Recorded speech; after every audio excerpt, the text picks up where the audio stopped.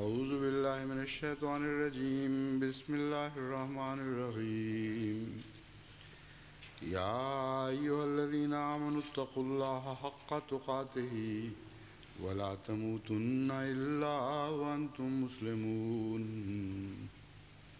واعتصموا بحبل الله جميعا ولا تفرقوا واذكروا نعمة الله عليكم إذ كنتم أعداء فألف بين قلوبكم فأصبحتم بنعمته إخوانا وكنتم على شفا حفرة من النار فأنقذكم منها كذلك يبين الله لكم آياته لعلكم تعتدون ولتكن منكم أمة يدعون إلى الخير ويأمرون بالمعروف وينهون عن المنكر وأولئك هم المفلحون ولا تكونوا كالذين تفرقوا واختلفوا من بعد ما جاءهم البينات وأولئك لهم عذاب عظيم يوم تبيض وجوه وتسود وجوه فأما الذين اسودت وجوههم أكفرتم بعد إيمانكم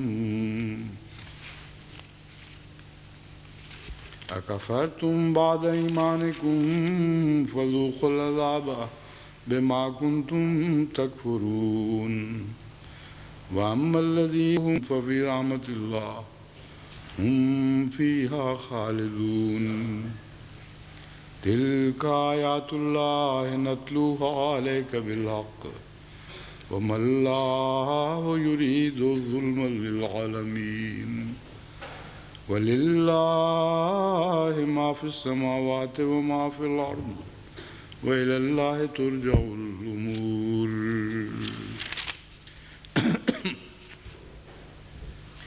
Ô vous qui croyez, craignez Allah comme il doit être craint, et ne laissez pas la mort vous frapper, si ce n'est quand vous êtes en état de soumission. Et cramponnez-vous ensemble à la corde d'Allah, et ne soyez pas divisés. Et souvenez-vous de la grâce qu'Allah vous a accordée quand vous étiez ennemis, et il a réconcilié vos cœurs dans l'amour, de sorte que par sa grâce, vous êtes devenus frères. Et vous étiez au bord d'un gouffre de feu, et il vous en a sauvés. C'est ainsi qu'Allah vous explique ses commandements.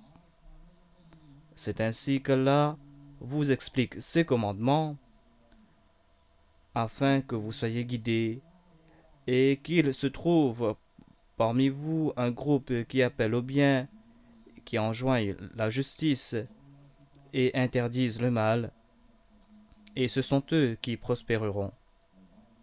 Et ne soyez pas comme ceux qui se sont divisés et qui se sont disputés entre eux après avoir reçu des preuves manifestes de la vérité. Et c'est pour eux qu'un châtiment rigoureux a été prévu. Au jour où certains visages seront blancs et où d'autres seront noirs, on dira à ceux qui auront le visage noir: avez-vous rejeté la foi après avoir cru?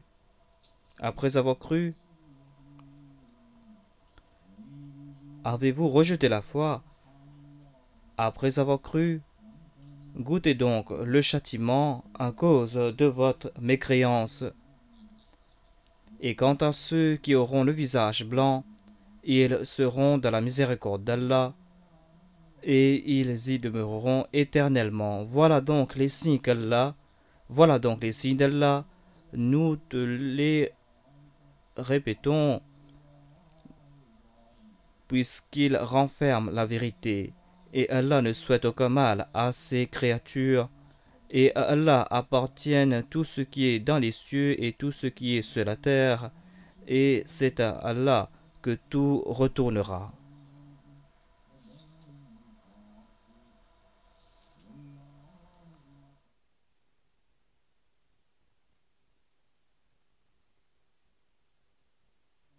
Ya ayyuhalladhina amanu taqullaha haqqa tuqatihi wa la tamutunna illa wa antum muslimun.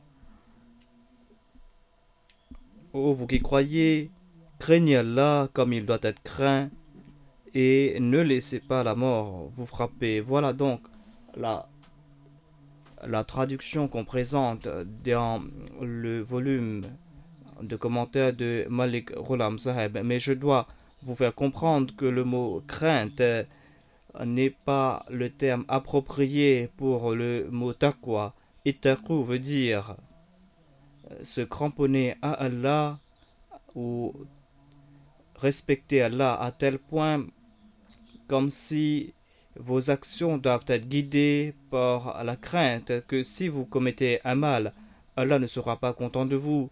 Voilà donc la vraie signification de taqwa. Et vous pouvez être puni par Allah si vous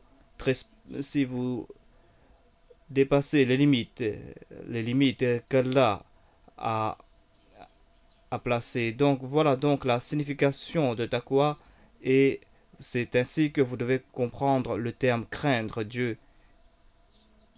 Haqqa tuqatihi. Haqqa tuqatihi veut dire croire ou craindre, tout comme d'après la situation. Vous devez craindre quelque chose ou quelqu'un d'après la situation. Cela peut être traduit différemment, donc je suis en train de vous présenter une traduction de sa sainteté. Mais tout d'abord, je vais expliquer le terme haqqa tuqatuhu à la lumière des exégètes du passé.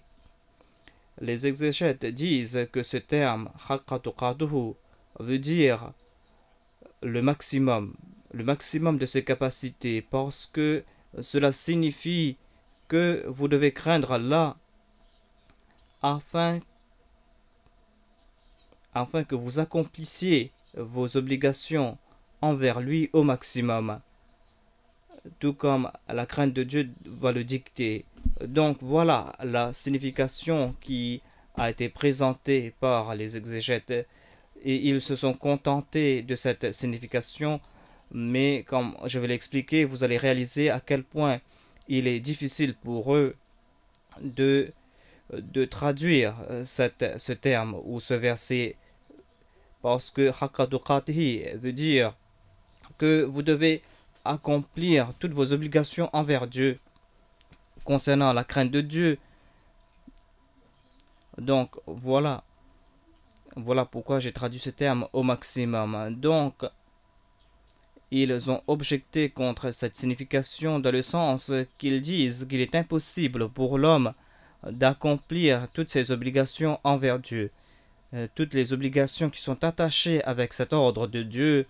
Et ils ont cité certains incidents. Ils disent qu'après la révélation de ce verset, certains compagnons sont venus voir le saint prophète Muhammad sallallahu alayhi wa sallam, et ils ont posé les mêmes questions et ils ont exprimé leur crainte à ce propos. Ils ont déclaré: ô prophète de Dieu, comment est-ce qu'il est possible pour l'homme d'accomplir les demandes de la taqwa tout comme ils doivent être accomplis? Donc c'est quelque chose d'impossible pour l'homme, parce que tout le monde n'est pas au même niveau, et la taqwa demande un très grand statut, et la taqwa requiert une très grande obéissance envers Dieu.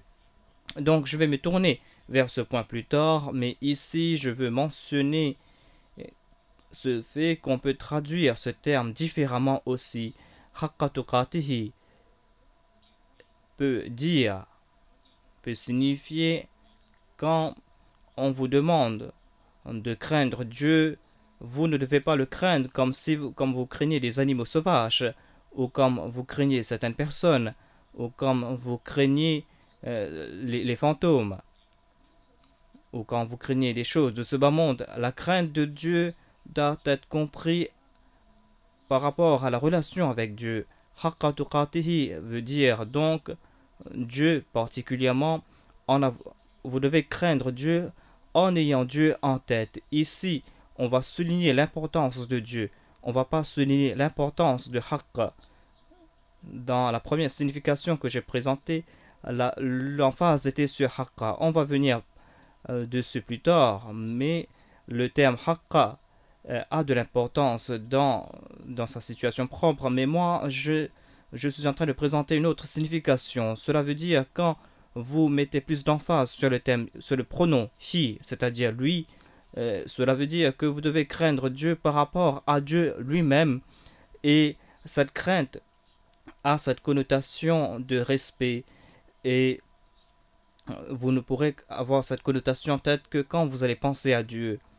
Donc, c'est donc un terme complètement différent parce que personne ne ressemble à Dieu.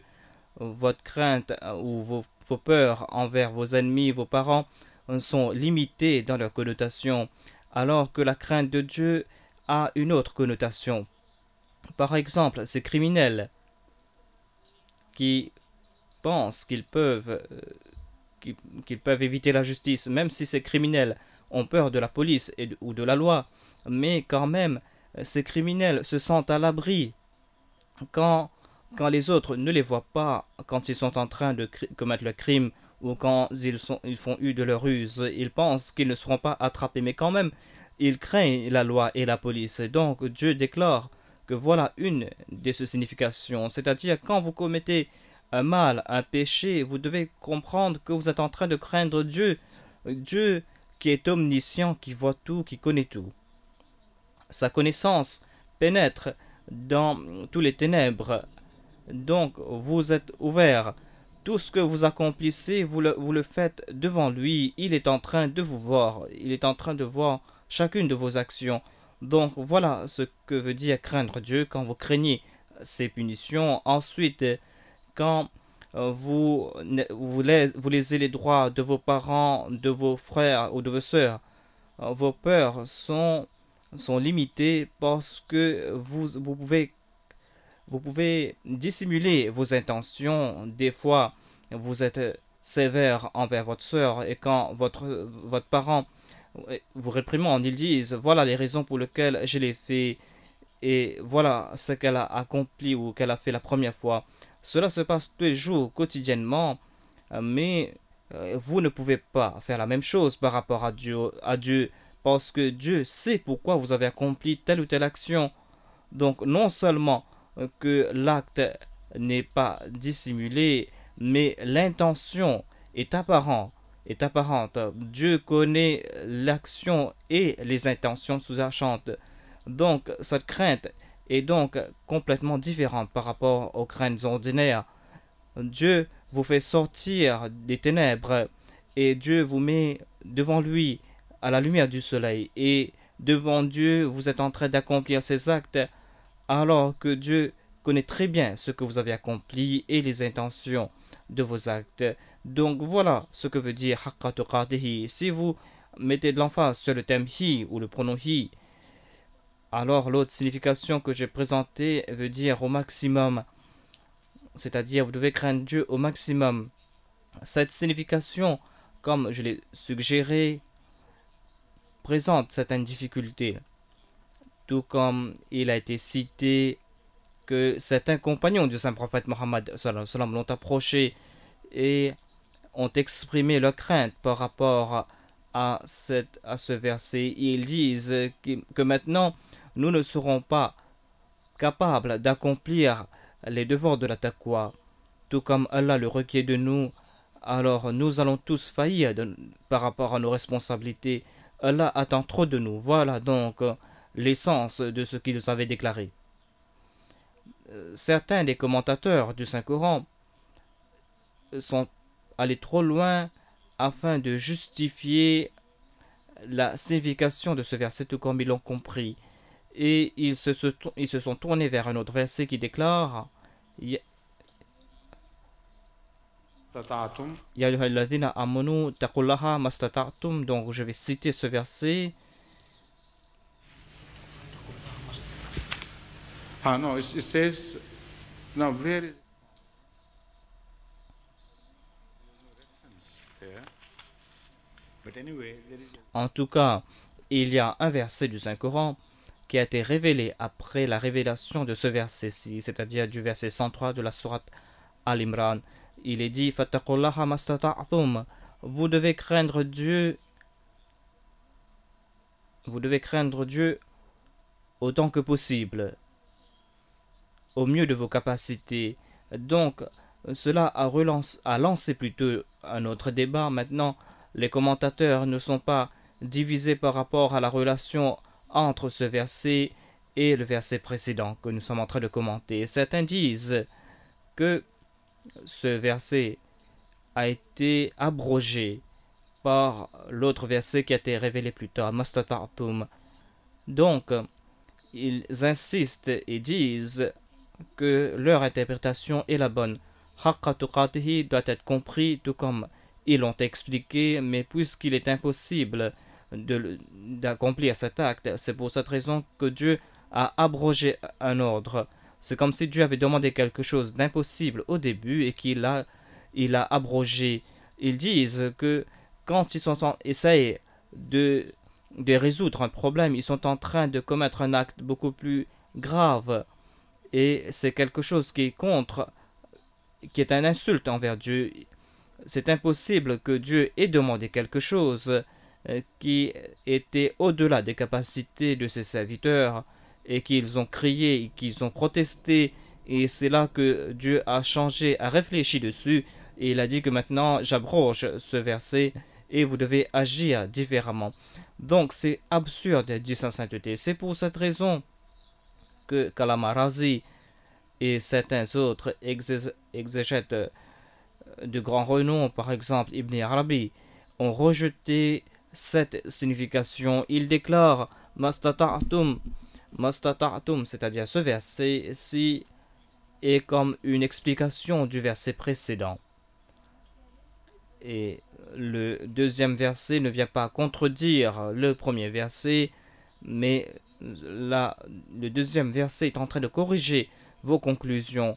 Quand on dit haqqa tuqatihi, cela veut dire haqqa par rapport à vos efforts, non pas par rapport à ce que vous devez envers Dieu, parce qu'il est impossible pour un être humain de rembourser tout ce qu'il doit à Dieu, mais il est possible pour tout un chacun d'utiliser tous ses moyens afin de rembourser Dieu. Donc, manistata'tum, d'après ces exégètes, est une référence envers les capacités de l'homme, les capacités qui lui sont propres, et tous les problèmes sont résolus. Il n'y a plus question maintenant concernant les capacités de l'homme à accomplir ses devoirs ou pas. Donc, cela aussi est impossible pour tout un chacun.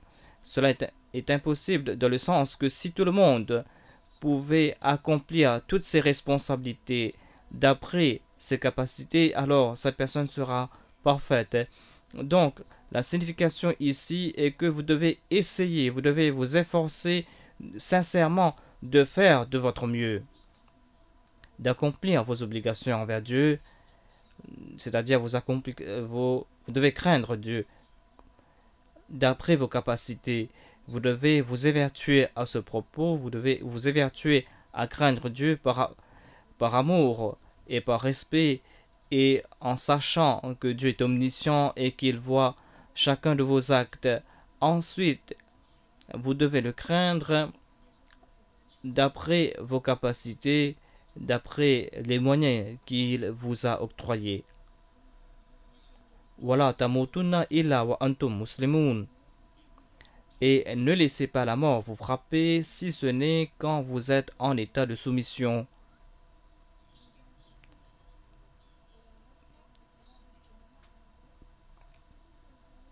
Ici, cela pose une autre question, dit sa sainteté, une question qui n'a pas été répondue par la plupart des exégètes parce qu'ils étaient plutôt préoccupés par le problème qu'ils avaient créé. pour eux-mêmes, c'est-à-dire en essayant de commenter sur la première partie de ce verset et en disant que Dieu a créé un problème et cela a créé d'autres problèmes pour eux-mêmes. Donc ici, il y a un autre problème. Comment pouvez-vous contrôler votre vie? C'est-à-dire, comment pouvez-vous contrôler votre durée de vie? Comment pouvez-vous décider quand vous allez mourir et quand vous ne devez pas mourir? Parce que cela ne dépend pas de vous.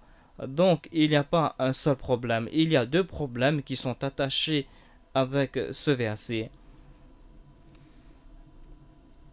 Donc, si vous ne comprenez pas une partie, vous n'allez pas comprendre l'autre partie et vous n'allez pas pouvoir accomplir ces deux devoirs. Donc ici, la signification, il n'y a pas une seule signification, mais c'est un verset très vaste et très profond. Et ce verset nous exhorte d'être toujours bienveillants envers nos actes et nous devons toujours nous tourner vers Dieu en toute soumission. Cela veut dire qu'à chaque instant vous prenez des risques parce que la question de la vie ou de la mort n'est pas entre vos mains. Donc souvenez-vous que chaque fois que vous faites un mauvais pas, vous vous mettez à risque. Vous devenez de plus en plus vulnérable vis-à-vis de Dieu. Et en tant que tel, si Dieu ne vous punit pas, c'est par sa grâce qu'il va vous sauver. Donc si vous comprenez cette signification, alors à chaque instant, non seulement que vous allez craindre Dieu, mais vous allez toujours comprendre votre responsabilité envers Dieu et vous allez comprendre la grâce que Dieu vous a octroyée et vous serez toujours reconnaissant envers cette grâce parce que voilà ce que nous sommes en train de faire. Si un enfant commet une faute et si cet enfant n'est pas puni par ses aînés, il y a deux attitudes qui peuvent découler de cette bienveillance. Tout d'abord, il y a que l'enfant aura plus envie de commettre le mal, ou de l'autre côté, peut-être qu'il va se sentir conscient de ses fautes et il aura honte de ses actes parce qu'il sait que c'est mauvais et il sait que mes parents m'ont pardonné par courtoisie et par grâce. Donc, quelle doit être la signification ici? La signification a déjà été annoncée par le terme crainte. Donc, quand vous craignez quelqu'un, vous ne serez pas poussé à commettre le mal davantage. Vous n'allez penser qu'à sa gentillesse, à sa grâce, du fait qu'il ne vous a pas puni. Donc, vous ne pouvez pas prendre la deuxième signification. Il y a une soupape de sûreté qui a été appliquée ici, et cette soupape a été donnée par le terme taqwa. Donc, la deuxième partie du verset nous fait comprendre qu'à chaque instant où vous vivez dans le péché, ou quand vous défiez les injonctions du Saint-Coran, ou quand vous vivez dans l'indécence, vous êtes vulnérable et à chaque instant vous êtes sous le péché, vous vivez sous le péché et vous pouvez être puni. Tout d'abord, vous devez être conscient du danger et vous devez craindre Dieu parce qu'une fois arrivé le temps de la punition, vous ne pourrez pas retourner en arrière et quand vous allez mourir dans cet état, les anges de la mort vont vous trouver dans le péché. Et ensuite, vous devez à chaque instant exprimer votre gratitude envers Dieu, votre reconnaissance envers Dieu, et vous devez toujours vous souvenir de cette grâce. C'est un Dieu très gracieux, mais vous devez coupler cette reconnaissance avec la crainte. Voilà donc l'équilibre la plus parfaite à ce propos. Et si nous pouvons avoir cet équilibre dans notre attitude, alors quotidiennement, notre façon de vivre va va se parfaire et nos actes aussi vont se parfaire davantage. Encore une fois, la tamutunna illa wa antum muslimun nous rappelle les prières. Si nous regardons cela d'un autre angle, il y a quelque chose que nous sommes obligés de faire et il y a quelque chose qui, par rapport à cette obligation, est au-delà de nos capacités, au-dessus de nos capacités. Donc, il y a deux groupes qui sont là. Il y a ceux qui donnent l'ordre. Il y a plutôt celui qui est en train de tenir une partie des conditions qui sont attachées avec nos comportements. C'est-à-dire, il tient notre vie et notre mort entre ses mains. Et Allah nous déclare que nous ne devons pas mourir jusqu'à ce que nous soyons complètement soumis. La signification est évidente. C'est-à-dire, Dieu nous demande que nous devons à chaque instant prier wa tawafana mal abrar. Ou Allah fasse que nous mourions parmi les justes. Donc, voilà la signification que nous avons vue dans le verset précédent. C'est-à-dire, oh Allah, la vie est entre tes mains. Notre vie est entre tes mains et tu veux que nous mourions comme des pieux, comme des vertueux. Donc, fais en sorte que nous ne mourions pas jusqu'à ce que nous soyons vertueux, ou soit fasse que nous mourions dans les actes de vertu. Voilà donc les deux significations qui sont attachées, et ces deux significations peuvent être attachées avec ce verset Wala tamutunna illa wa antum muslimun. Parce que pour être parmi les abrar, parmi les vertus, vous demande tout d'abord que vous soyez un musulman. Un musulman, pas de nom, mais un musulman, un vrai musulman, c'est-à-dire quelqu'un qui s'est soumis totalement à Dieu. Donc, ce verset voudra dire que Dieu nous demande de prier ou Allah fasse que nous mourions nous ne mourions pas jusqu'à ce que nous ayons atteint la perfection que tu attends de nous. Et ici, quelle est cette perfection? Cette perfection est ambiguë ici, parce que si vous priez, si vous faites de telles prières, vous serez toujours sauf.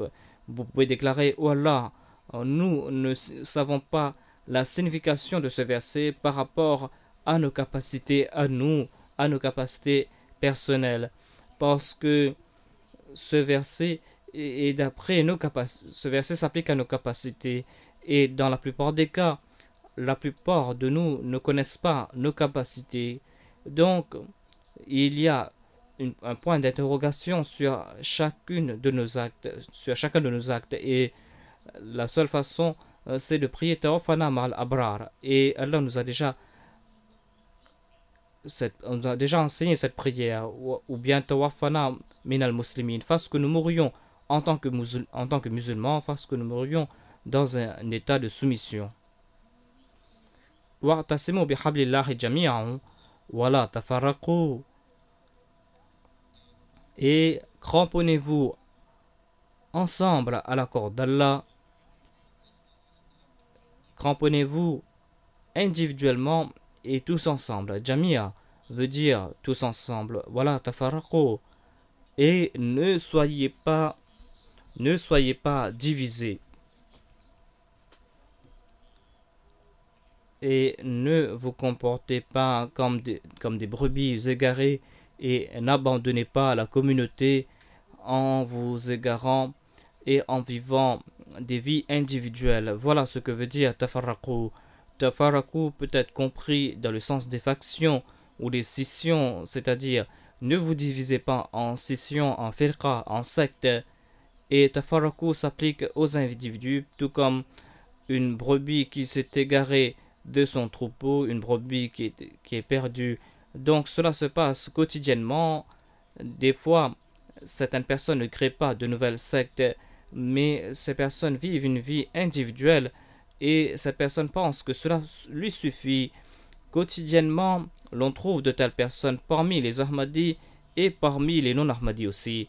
parmi les Ahmadis, la raison pourquoi ces personnes s'égarent de la Jamaat ou se détournent de la Jamaat est à cause de leur faiblesse personnelle. Certaines personnes veulent se démarquer des autres, certaines personnes ne veulent se détacher de leurs responsabilités et ils ne veulent pas être vus à chaque instant et par tout un chacun, et ils ne veulent pas être censurés par rapport à certains de leurs actes. Donc c'est pour cette raison qu'ils veulent partir loin des regards des autres. Le précédent verset nous a déjà fait comprendre cela. Allah déclare que cela est impossible. Ce n'est pas une question que les autres vont vous voir, mais Dieu est en train de vous voir. Donc, Haqqa tuqatihi doit les faire comprendre qu'il est impossible. Ils peuvent se dissimuler des regards des autres, mais ils ne pourront jamais se dissimuler des regards de Dieu. C'est quelque chose d'impossible. Ensuite, ils doivent contribuer et doivent faire des sacrifices financiers. Et c'est pour cette raison que ces personnes faibles se démarquent de la Jamaat. Ils disent que si nous sommes de la Jamaat, à chaque instant, ils vont nous demander de contribuer pour tel ou tel fonds. Ils vont nous demander de contribuer pour la Khudam al-Ahmadiyya, pour l'Atfal, pour les Ansar. Donc, pourquoi ne pas se démarquer de la Jamaat? Pourquoi ne pas se sauver loin de la Jamaat? Mais la deuxième partie nous fait comprendre la tamutunna illa wantum muslimun. Allah vous demande de mourir en tant que soumis, et en tant que soumis, vous devez accomplir toutes vos obligations. Tafarruqu ici s'applique aussi pour ces individus et les autres individus qui veulent vivre séparément ou qui veulent vivre librement parmi les non-Ahmadis le font avec l'excuse que nous croyons dans les livres et cela nous suffit. Nous ne croyons pas dans une autre organisation, donc ne venez pas avec nous concernant les différences parmi les sectes. Toutes ces différences sont survenues plus tard après la révélation du livre. Donc nous allons nous contenter du livre. Ils oublient ce terme Jamiya, tous ensemble. Le Saint-Coran demande ou nous requiert de nous cramponner tous ensemble à la corde d'Allah. Allah nous demande de nous cramponner à cette corde tous ensemble et pas individuellement. Jamia ici est en train de dissiper leurs excuses, c'est-à-dire pourquoi vivre une vie individuelle. Tout musulman doit chercher un jamia, une jamaat, et si cette jamaat est dans l'erreur, quelqu'un peut les faire comprendre que cette jamia est dans l'erreur. Cette jamia n'est pas basée sur les concepts du Saint-Coran, donc changer de direction. Donc là, il y aura une question dessus, et ce sera la responsabilité de tout un chacun que de se conseiller les uns les autres afin de suivre la jamia. Mais la jamia, cette unité est importante. Personne ne peut se détacher de cette unité. Ce verset est clair, ce verset est évident. La tafaraku, ne soyez pas divisés. Donc, cette division ne doit pas s'appliquer à des firqa, à des scissions, mais cela doit s'appliquer aussi à des individus, ceux qui veulent vivre loin d'une communauté. Donc, vous n'avez pas la permission de créer des factions, des scissions, et vous n'avez pas le droit non plus de vivre individuellement, tout comme une brebis égarée. Dans les deux cas, vous êtes vulnérable. ولا تفرقوا واذكروا نعمة الله عليكم إذ كنتم أعداء فألف بين قلوبكم. Le hablillah est un terme qui a été interprété différemment, qui a été traduit différemment. Le terme habal, d'après les dictionnaires, a plusieurs significations et a plusieurs nuances.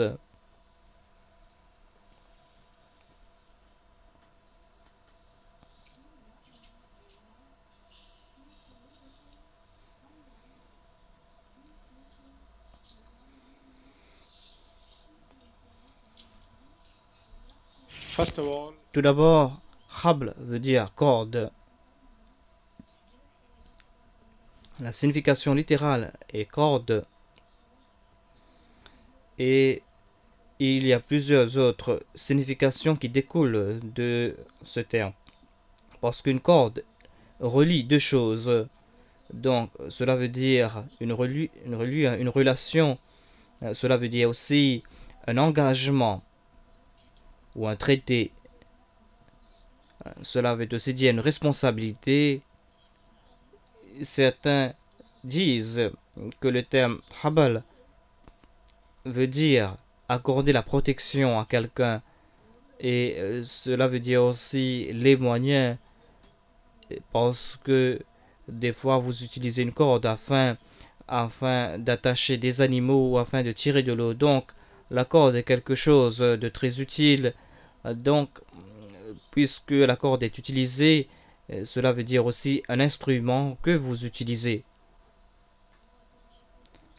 Cela veut dire la proximité avec Dieu et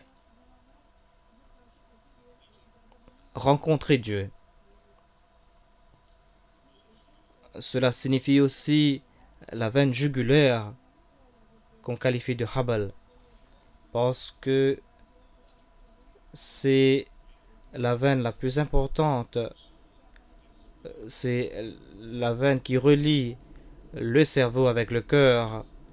Et si on tranche cette veine, alors je crois que cela veut dire l'artère jugulaire ou la veine jugulaire. Donc c'est la veine jugulaire et l'artère jugulaire sont tous deux importants. Donc on peut traduire ce terme habal de veine ou d'artère jugulaire.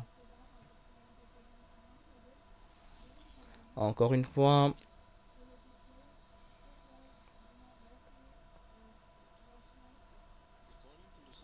d'après Lisanul Arab, Hablu minallah signifie l'obéissance envers Dieu, l'obéissance envers les directives du Saint-Coran.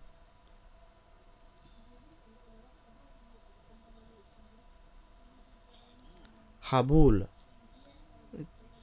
qui vient de l'infinitif de ce mot, signifie cet instrument que vous utilisez afin de monter sur un arbre très très haut. Donc les gens ont créé un instrument avec des cordes, et ce sont des instruments qu'ils utilisent quand ils grimpent sur les arbres. Donc ils utilisent cet instrument afin que leurs mains soient libres. Donc voilà ce qu'on qualifie de haboul dans la langue. Al-Hablan veut dire le jour et la nuit. Habil est une personne ou un homme qui est très intelligent et une personne qui est très brave. Habal veut aussi dire remplir quelque chose, et cette signification, peut-être qu'on a tiré cette conclusion parce que les cordes étaient très utilisées dans le passé, surtout pour faire sortir de l'eau des puits. Donc les cordes étaient très utiles. C'est pour cette raison que cela veut dire remplir, parce qu'on utilisait les cordes pour remplir les seaux. Donc ils disent que le terme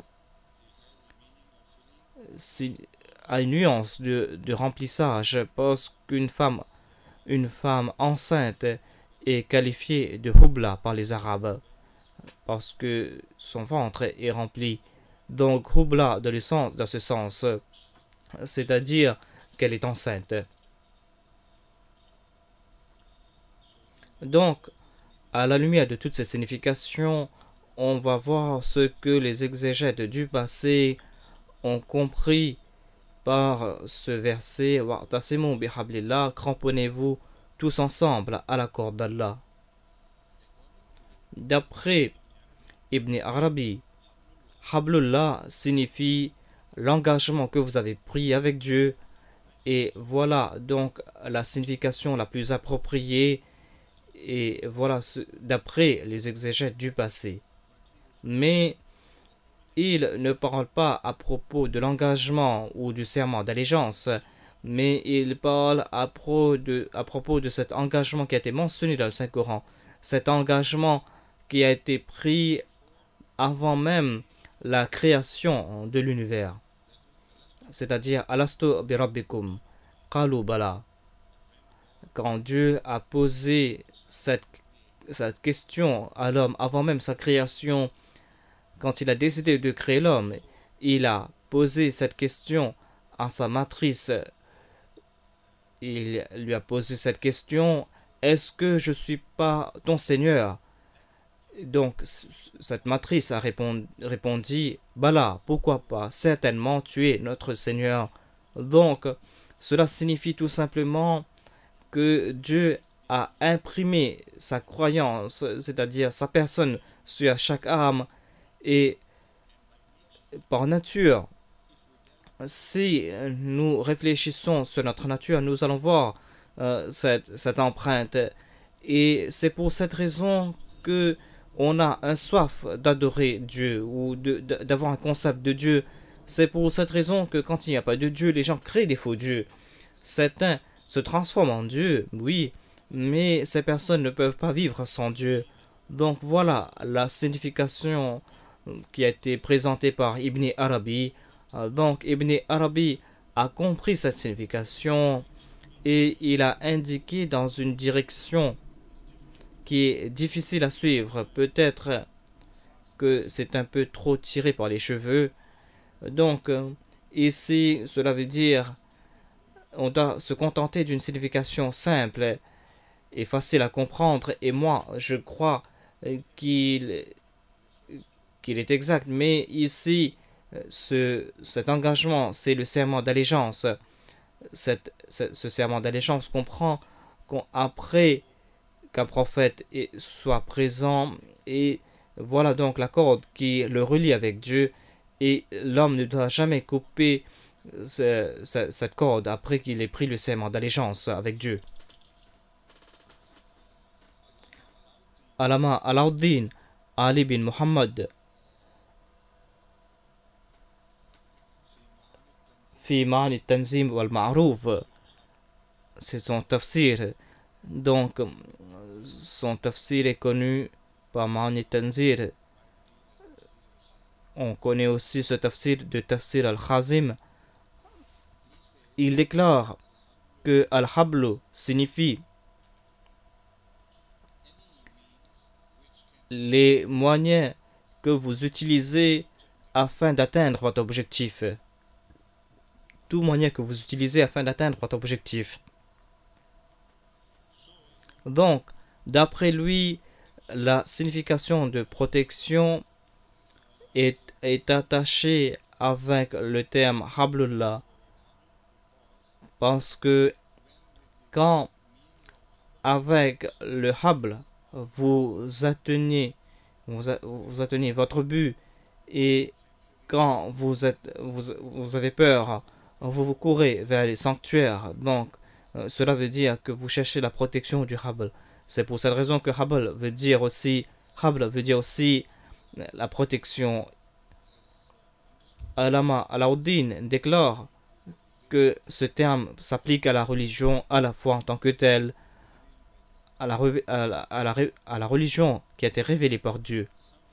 Certains croient que le Saint-Coran est ce Habl. D'après Ibn Mas'ud, c'est la Jama qui est le Habl.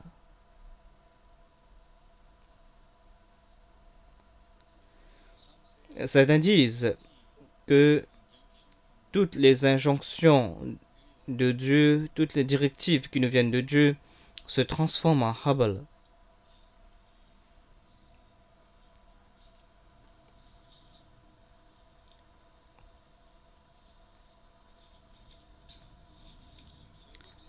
Il y a d'autres détails qui sont présentés. Par exemple, si nous consultons le Tafsir Razi, qui est, d'après moi, un tafsir qui comprend les autres exégèse.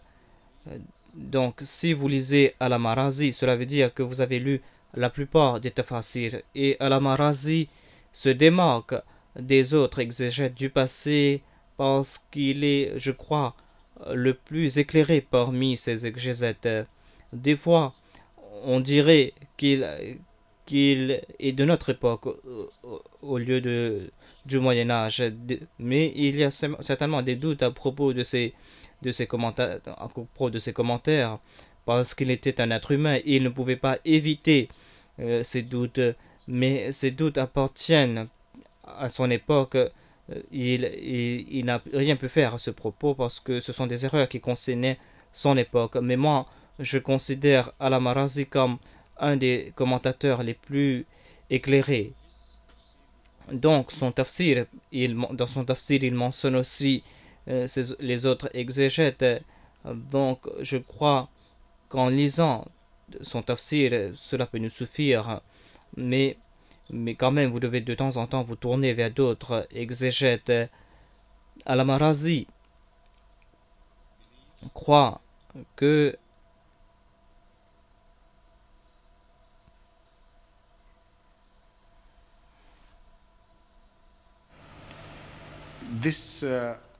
il déclare que cet ordre de se cramponner à la corde d'Allah suit un autre ordre du Saint-Coran que de se prémunir de tels actes qui sont interdits par Dieu. Donc, cela nous fait comprendre que c'est quelque chose, cette corde est quelque chose d'important, quelque chose qui nous fait comprendre qui nous fait comprendre que nous sommes en train de marcher sur une voie très étroite et où on peut tomber. Donc c'est pour cette raison qu'il y a une corde qu'on peut atteindre.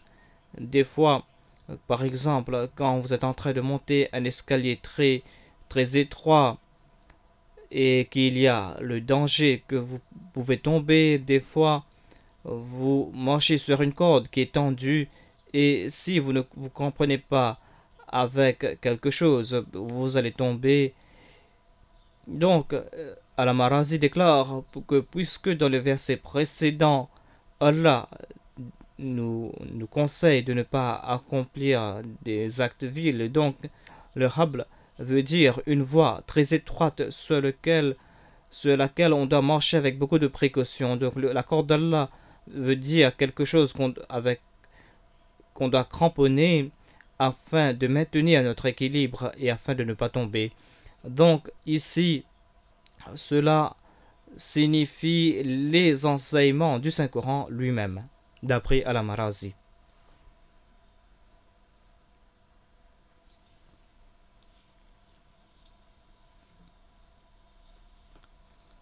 Donc, en fin de compte, la conclusion qu'il tire est que toute chose qui vous supporte dans les moments d'épreuve et toute chose qui vous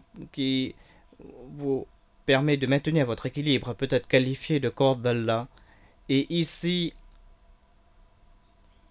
quand j'ai lu son commentaire, je me suis tourné vers la prière en fait, parce que les enseignements en eux-mêmes ne peuvent pas suffire, parce que les enseignements sont le pulsirat.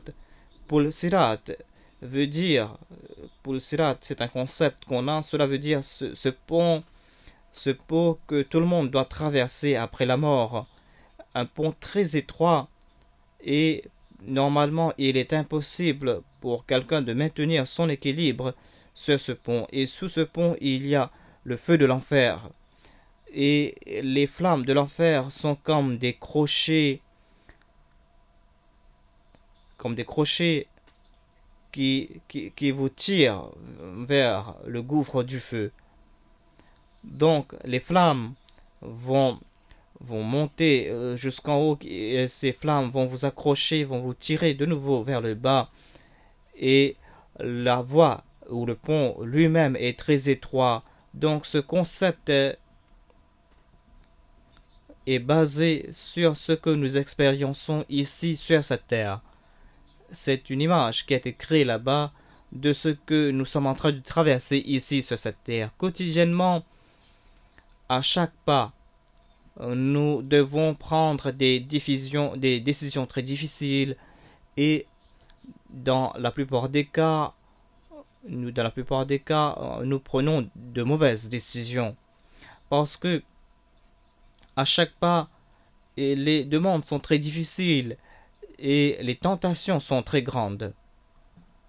Donc, c'est pour cette raison qu'Al-Marazi a décrit le Habl comme un enseignement de Dieu, c'est-à-dire, et cela veut dire la chose qui va vous aider à prendre la bonne décision et qui va vous aider à maintenir l'équilibre. Voilà donc la corde d'Allah. Je suis d'accord jusqu'à là, mais d'après moi, dans ce contexte, le Habl ou la corde doit être la prière, parce qu'il n'y a pas d'autre moyen. On ne peut pas interpréter le Habl d'autre façon, et cela est supporté par la pratique de tous les prophètes de Dieu et de toute personne pieuse. À chaque moment de prendre des décisions, ces personnes se sont tournées vers Dieu, et à chaque moment où ils ont été tentés, ils ont prié, même quand ils ont commis une erreur, et quand ils ont prié, et Dieu les a aidés, et Dieu les a fait sortir de ce gouffre, tout comme nous le voyons dans le cas de Jonas, ce prophète de Dieu. Il avait prié La ilaha illa anta subhanaka inni kuntu minaz zalimin. Quand il a réalisé le fait qu'il a commis une erreur et qu'il avait perdu l'équilibre, il a prié La ilaha illa anta subhanaka. Oh Allah, il n'y a pas d'autre Dieu que toi. C'est-à-dire, il n'y a pas d'autre corde à part ta corde. C'est toi le seul sauveur. Et c'est toi la seule personne qui est au-dessus de toute erreur. Donc, c'est une prière très formidable. C'est un cri de désespoir. Et ce sont des paroles très fortes. Ce sont des paroles qui ont atteint leur but, c'est-à-dire la grâce de Dieu. Inni kuntu minaz zalimin. Et je confesse que j'étais parmi les injustes. Donc, l'accord d'Allah ici doit être compris dans ce contexte, c'est-à-dire cela peut signifier la prière. Et cela nous fait comprendre que vous devez traduire ce terme Habl, tout comme vous avez traduit Hakatukatihi par rapport à Dieu. C'est-à-dire, par rapport à Dieu, la corde veut dire quelque chose, et par rapport à Dieu, cela signifie autre chose. Cela dépend des contextes. Donc, c'est la situation qui va déterminer que veut dire la corde. La quintessence de cette corde veut dire votre contact avec Dieu. Et ce contact avec Dieu concerne principalement la prière. Parce que le Saint-Coran, dans un autre verset, déclare Fakad kadhabtum fasawfa yakunu lizama. Vous avez refusé l'importance de la prière. Et vous avez oublié que c'est le cordon ombilical entre vous et Dieu, tout comme il y a un cordon ombilical entre un bébé et sa mère. Donc, dans ce monde, nous passons par des stages embryonnaires durant notre vie ici sur la terre, et à chaque instant, on doit être lié avec Dieu à travers ce cordon ombilical. Si nous rejetons cela, alors d'après le Saint-Coran, Fakad kazamtub fasawfa yakunu lizama. Lizama signifie quelque chose qui vous suit comme des bactéries. Lizama est la conséquence naturelle. Cette conséquence va s'attacher à vous. Donc le moment où vous avez coupé la relation entre l'embryon et et le cordon ombilical, à ce moment, les bactéries s'attaquent à l'embryon. Donc, Hablullah, en essence, veut dire la prière et votre relation avec Dieu. Donc, j'étais pas sûr, mais puisque c'est un médecin qui m'a conseillé, donc c'était pas. Donc, je voulais dire le cordon ombilical et non pas le placenta parce que j'avais commis une erreur. Le placenta couvre l'embryon, donc sa sainteté avait commis une erreur au début. Donc, je voulais dire le cordon ombilical, c'est le cordon ombilical qui sert de relation entre l'embryon et la mère. Et donc, d'après moi, la première signification de Hablullah veut dire la prière et la deuxième signification veut dire le livre ou le prophète. Le livre aussi est la corde d'Allah. Le Messie premier l'Islam a aussi interprété le terme Habl comme la corde, le livre. Mais le livre ne peut pas vous unir et tout le contexte de ces injonctions est de vous unir et de vous maintenir sous une seule bannière et de maintenir votre unité comme une jamaat, comme une communauté à part entière. Le livre, lui seul, ne pourra pas vous aider.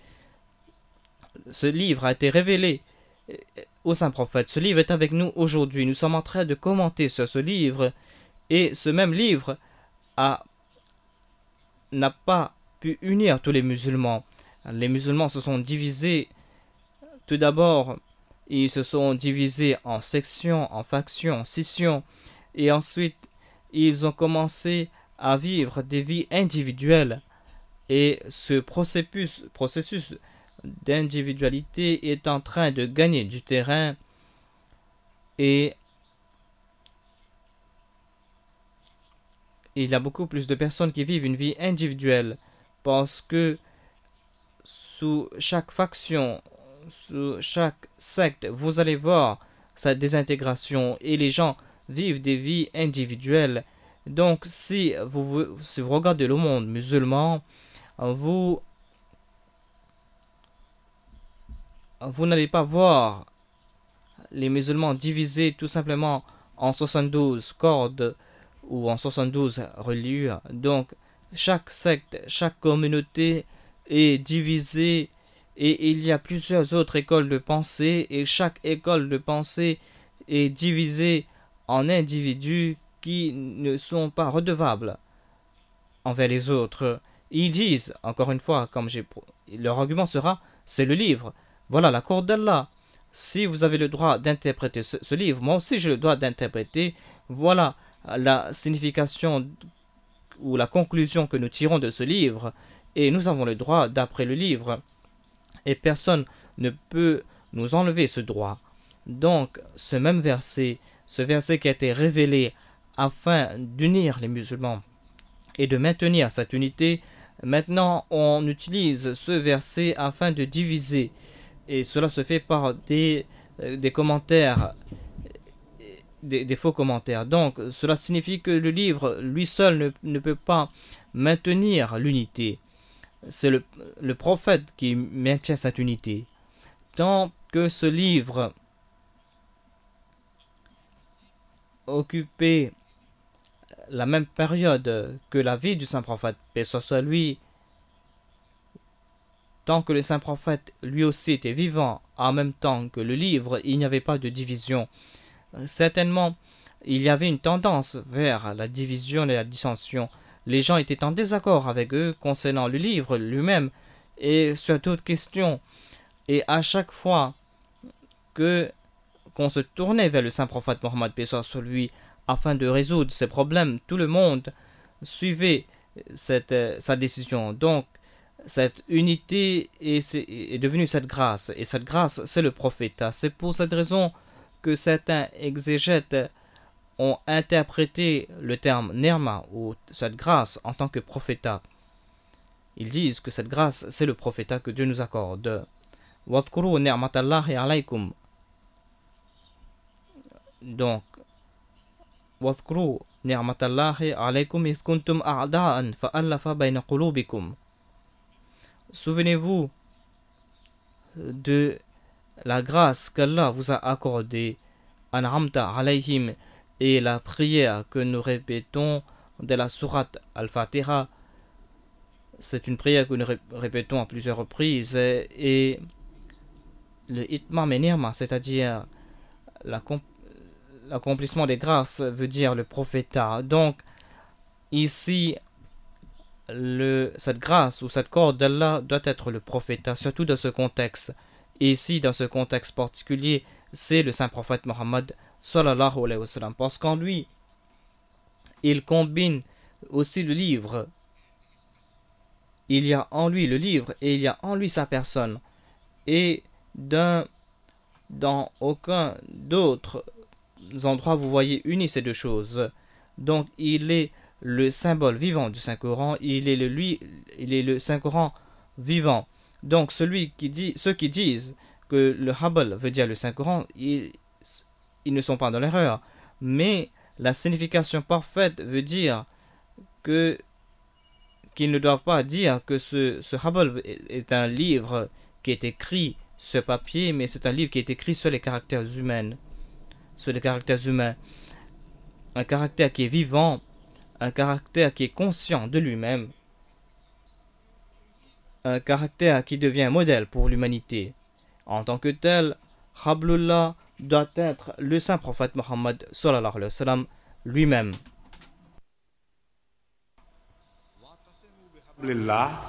Means hold Veut dire, fast to this prophet cramponnez-vous who has become fermement avec cette corde, avec ce prophète de Dieu qui est la force qui vous unit. Encore une fois, il est dit que ce prophète ne vous a pas attachés tous ensemble par lui-même en s'adressant au saint prophète. Allah déclare, that il fait savoir, الأرض جميعا برحمة ما لنت عليهم है वर्ष लिखी فبما رحمة من الله لنت لهم ولو كنت فظا غليظ القلب لانفضوا من حولك فاعف عنهم واستغفر لهم وشاورهم في الأمر فإذا عزمت فتوكل على الله إن الله يحب المتوكلين فبما رحمة من الله لنت لهم.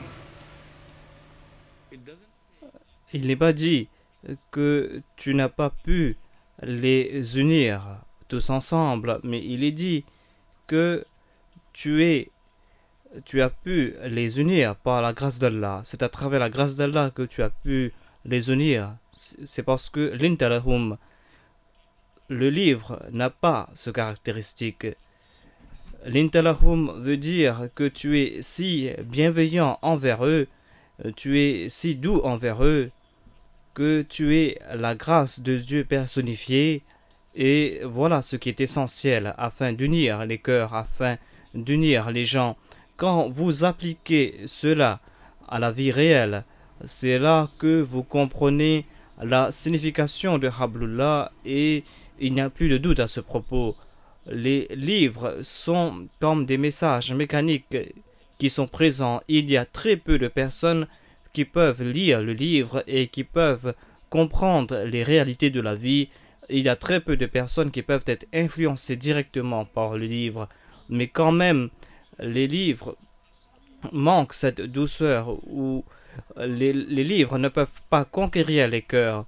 Si les gens sont en train de se battre, si les gens sont dans le tourment et si il y a cette atmosphère de haine, tout comme cela se passait dans le monde arabe avant le saint prophète.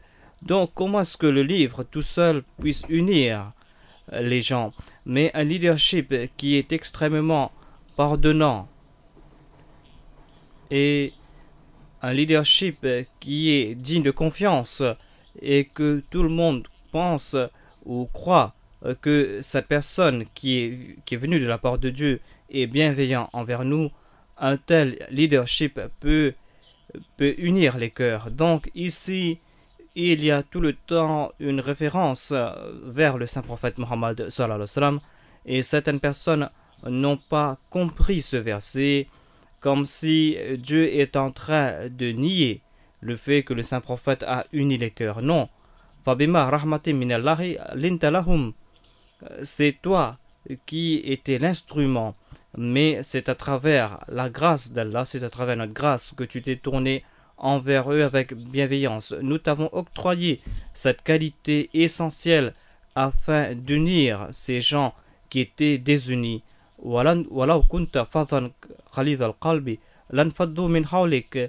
Donc c'est lui-même le récipiendaire du Saint-Coran, c'est-à-dire le saint prophète sallallahu alayhi wa sallam.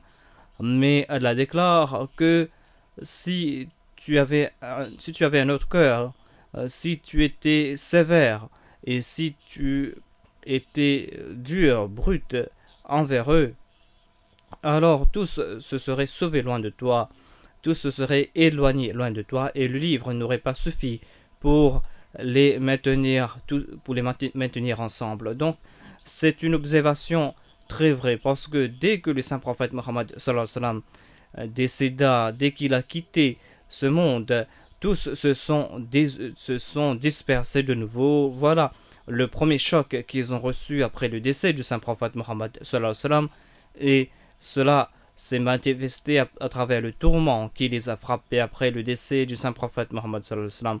Et on a vu cela parmi ceux qui n'étaient pas entraînés, ceux qui étaient attachés avec le saint prophète Mohammed, et ce soit lui.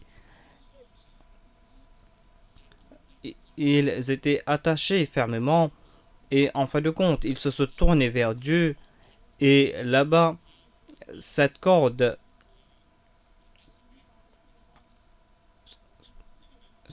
d'une façon disparaît, et ensuite l'homme et Dieu s'unit avec Dieu. De telles personnes n'ont pas failli dans cette épreuve. Ces personnes ont fait preuve de persévérance et ont accompli leurs promesses et ont respecté leurs engagements et se sont cramponnés à la corde d'Allah.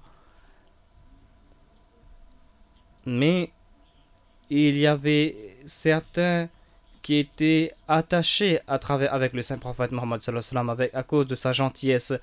Quand le saint prophète a disparu, ces personnes ont quitté Dieu pour certains moments, mais après ils se sont retournés vers Dieu.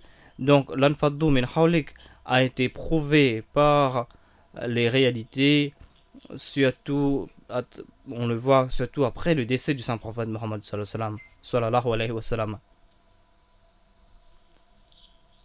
Donc hablum, d'après certains, peut signifier le Saint-Coran. Certainement le Saint-Coran peut être le hablun, et le habl parce que le Saint-Coran est la parole de Dieu, mais cette parole à elle seule ne peut pas unifier les cœurs, à moins qu'on traduit ce livre dans la pratique.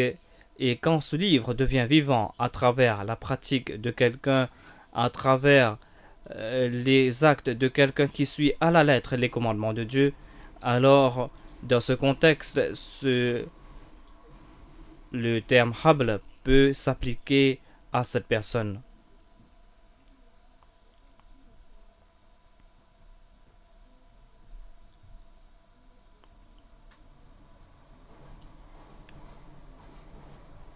Mais que va-t-il se passer après que le saint prophète Mohammed paix soit lui ait quitté le monde?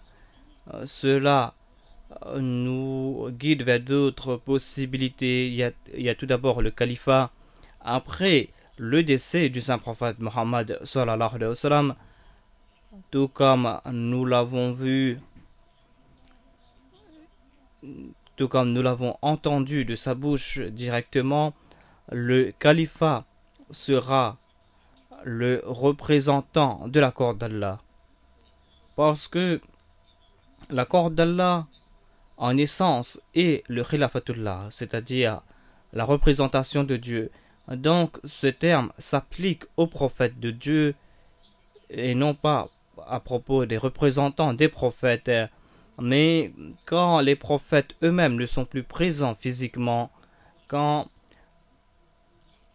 il y a leur tâche est confiée à d'autres personnes qui vont les suivre. De cette façon, Jamia s'applique à ces personnes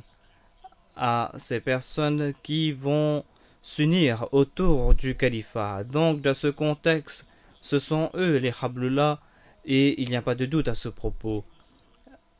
Enlever le califat et ces personnes vont se disperser de nouveau.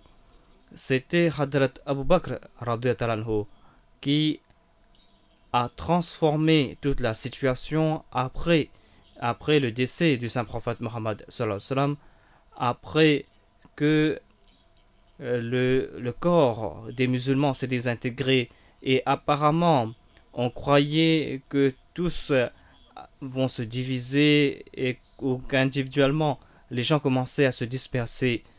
On dirait qu'il n'y avait pas d'espoir. Il est impossible de croire que de telles personnes qui apparemment étaient brisées en morceaux après le décès du saint prophète, paix soit lui, on dirait qu'il était impossible que ces personnes allaient s'unir de nouveau. C'était à travers le califat de Hadrat Abu Bakr Siddiq qu'on a pu les unir de nouveau. C'est son califat qui a porté ce miracle, et cela prouve sans aucun doute que le califat agit comme cette corde, c'est-à-dire c'est le califat qui unit les croyants de nouveau dans ce contexte-ci. Ensuite, tant que le califat est bien guidé, tant que le califat est rachida, nous voyons qu'on a essayé de créer des dissensions ici et là, mais tous ces essais ont été tenus à l'échec par le califat, et ces personnes étaient unies par cette force. Une fois que malheureusement le califat a disparu, c'est-à-dire le khilafat rachida a disparu, je ne peux pas dire que ce califat a disparu complètement, mais ce califat a changé de forme. Mais le khilafat rachida comme représentant de Dieu n'était plus là. Donc après cette étape, vous voyez que les musulmans se sont divisés et se sont scindés en groupes. Donc la deuxième signification de Hablullah sera le califat après le décès d'un prophète, tant que ce califat est intact. Ensuite, après le califat, ces personnes pieuses, ces personnes vertueuses qui sont les symboles vivants des enseignements du Saint-Coran, ces personnes qui sont douées par Dieu afin que ces personnes puissent être des exemples pour les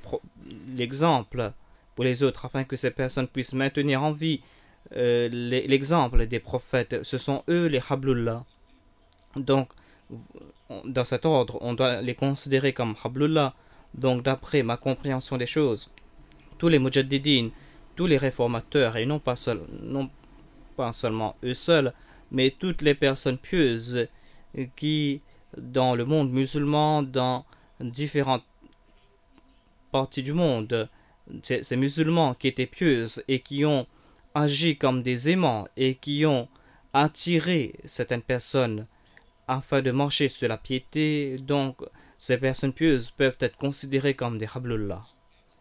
Ensuite, il y a une période des ténèbres, quand on dirait qu'il n'y avait rien. Et il y avait ce phénomène rare, parce que cela devient rare pour que quelqu'un puisse être guidé par Dieu. Donc, ces personnes qui étaient dévouées et ces personnes qui n'avaient pas d'autre intérêt, qui n'avaient pas d'intérêt personnel, ces personnes qui voulaient en toute abnégation servir la foi, ces personnes deviennent rares durant le Moyen-Âge. Donc, que doit-on dire? C'est là où nous n'avons rien d'autre que le Hablullah, c'est-à-dire le livre de Dieu. Et ici aussi, cela peut être prouvé sur l'autorité du saint prophète Mohammed paix soit sur lui lui-même, parce que quand il a averti les musulmans qu'un temps viendra où il y aura les ténèbres, quand il y aura beaucoup d'épreuves pour les musulmans et quand il y aura beaucoup de dangers qui vont les entourer, la question a été posée: que va-t-il se passer au prophète d'Allah? Que doit-on faire afin de nous protéger de ces dangers, afin de nous prémunir de ces grands dangers? L'envoyé de Dieu répondit que la seule source ou le seul espoir sera dans le fait que vous devez vous tourner de nouveau vers le livre, parce que le livre sera intact. Donc, ici aussi, l'on comprend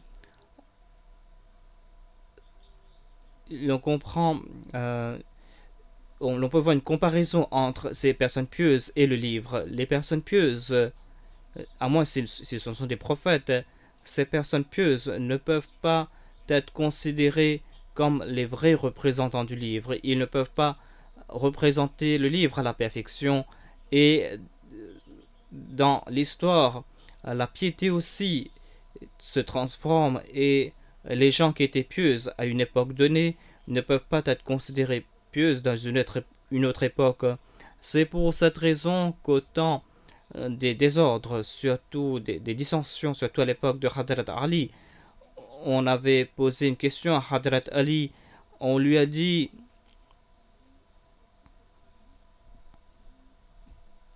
on était en train de se moquer de Hadrat Ali. Les gens disaient: voilà, est-ce que vous êtes les leaders de ces personnes abjectes, de ces personnes viles? Hadrat Ali répondit que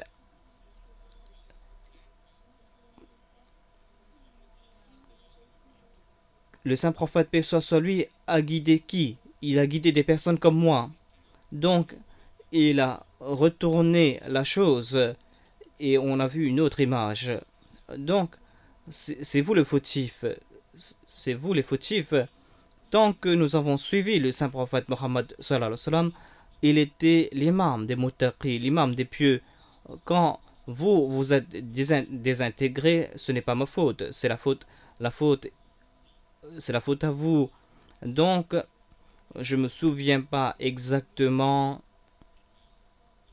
des noms de ce compagnon qui a dit cela, qui s'adressait à un jeune qui était un tabi'in, c'est-à-dire un suivant d'un compagnon.